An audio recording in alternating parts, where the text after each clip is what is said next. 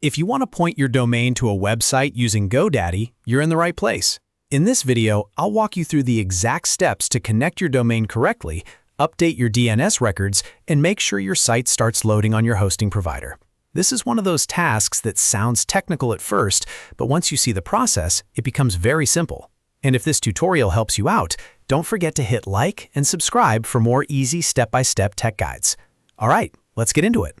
First, go to GoDaddy and sign into your account.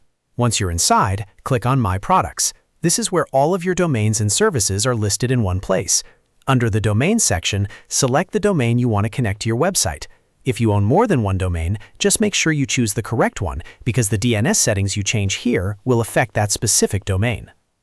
Now that your domain is selected, look for DNS or Manage DNS and click it. This is the control center for your domain's records, and it's where you tell the internet where your domain should point. If your website is hosted somewhere else, like on a web hosting platform or website builder, this is the step where you connect the domain to that host. Next, find the A record and click Edit. The A record is what points your root domain, like yourdomain.com, to your server's IP address. In the host field, enter the @ symbol. This tells GoDaddy that the record applies to your main domain. In the Points To field, enter your hosting IP address. This IP address should be provided by your hosting company. If you're not sure where to find it, check your hosting dashboard or welcome email from the provider.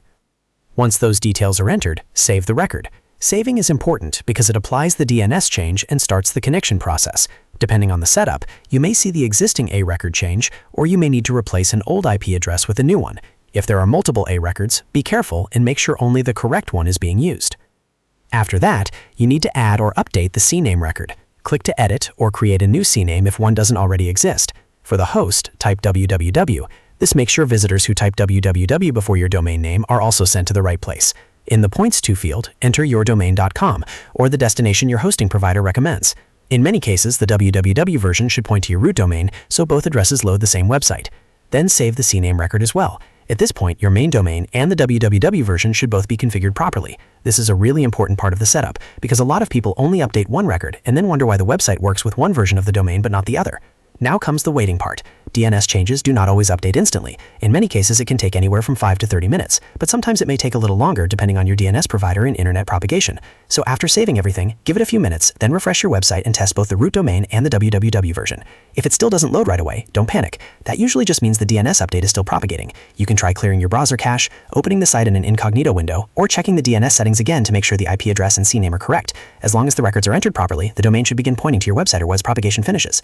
And that's it. You've now pointed your GoDaddy domain to your website by updating the A record and CNAME record in DNS. This is a super useful skill whether you're launching a new site, moving an old one, or connecting a domain to a different hosting provider. If this walkthrough helped you, make sure to like the video and subscribe so you don't miss more simple website and tech tutorials. Thanks for watching, and I'll see you in the next one.